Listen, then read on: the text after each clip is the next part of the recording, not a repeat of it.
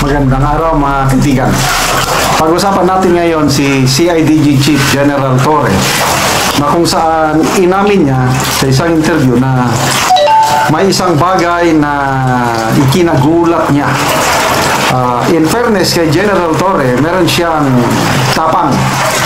Tingnan nyo, pag EOGC raid, siya talaga man on the ground. Itong pag-aresto kay PRRD, talagang mayroong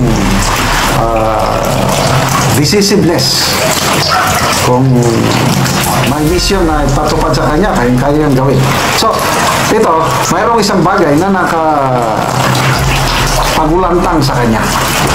Bakit siya magulantang? Bakit siya nagulak? Shock. Inamin niya, I was shocked. Na-surprise.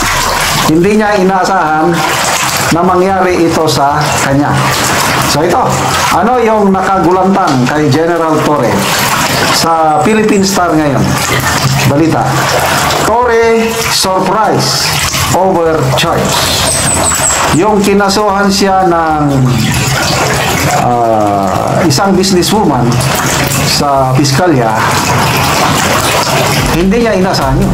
Kaya ito, Torre surprise over charge. Bakit? Ito, politics in PNP. Biktima daw siya ng politika. Alam nyo, may tinatawag yan na sa amin sa AP, militics, military politics. So kung may military politics, mayroon ding PNP politics. Ito na yung sinasabi niya. Okay, basahin ko.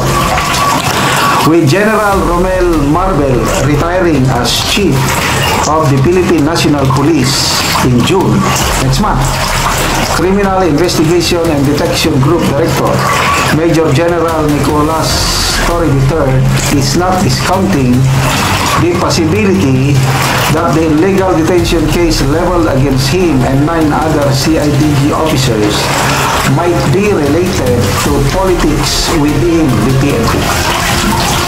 Agawan na ito sa pagiging chief PNP. Sino ba naman ang ayaw maging PNP chief? Maraming nag-ambisyon nga. Okay, ito ang sabi niya.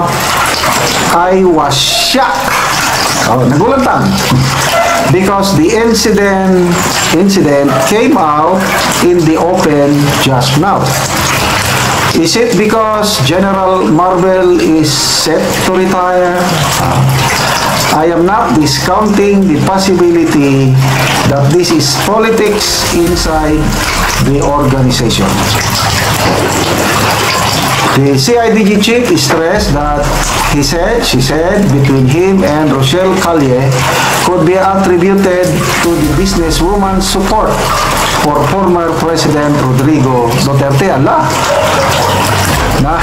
Nadawit na naman ang ating Tatay Digong dito sa usapin ito. Kagaya doon sa pag-suspend kay Cebu Governor Gwen Garcia, nadawit ang Tatay Digong.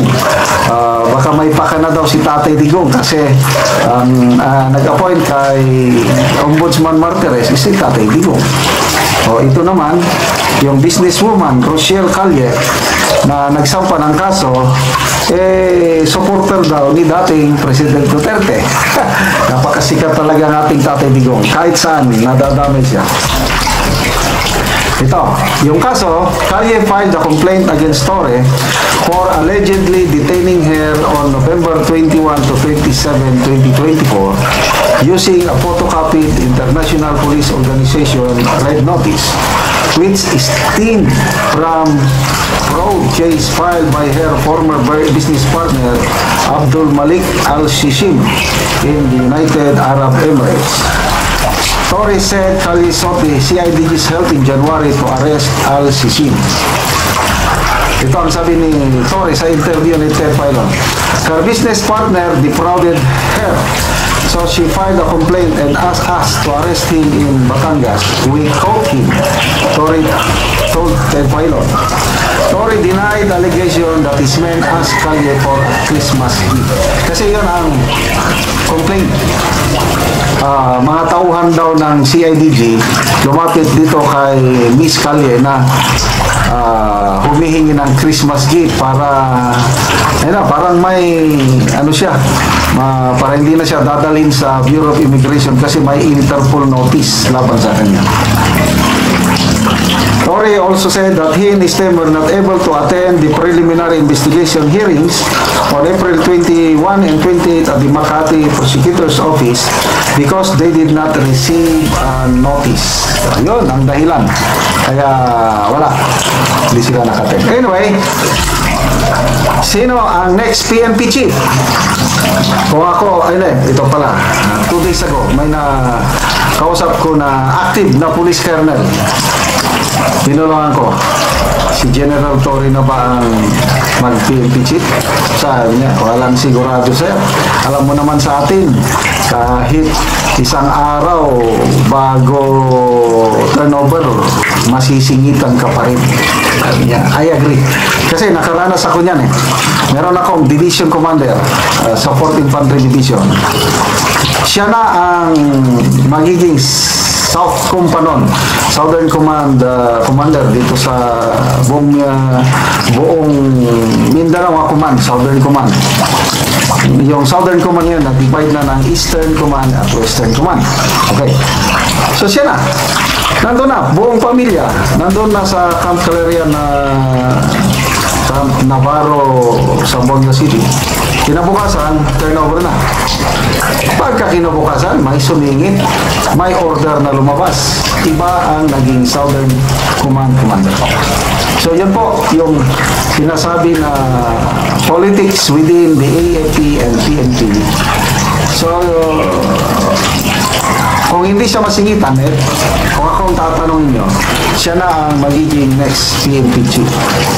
Although maraming nag-ambisyon, maraming mas senior pa sa kanya na nag-ambisyon din.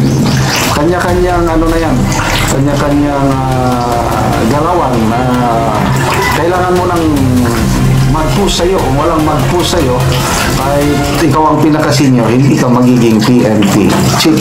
So, good luck kay General Torre dito sa kasong ito at yung posibilidad na magiging PNP chief siya. Okay, salamat mga kaibigan sa inyong pagsubaybay sa ating channel. Nakakatulong kayo ng malaki sa tribong Talandig. Ang sweldo sa channel na ito ay tinutulong natin sa tribo dahil namimigay tayo ngayon ng mga libreng yero at pako para ma-repair ang sira-sirang bahay ng tribong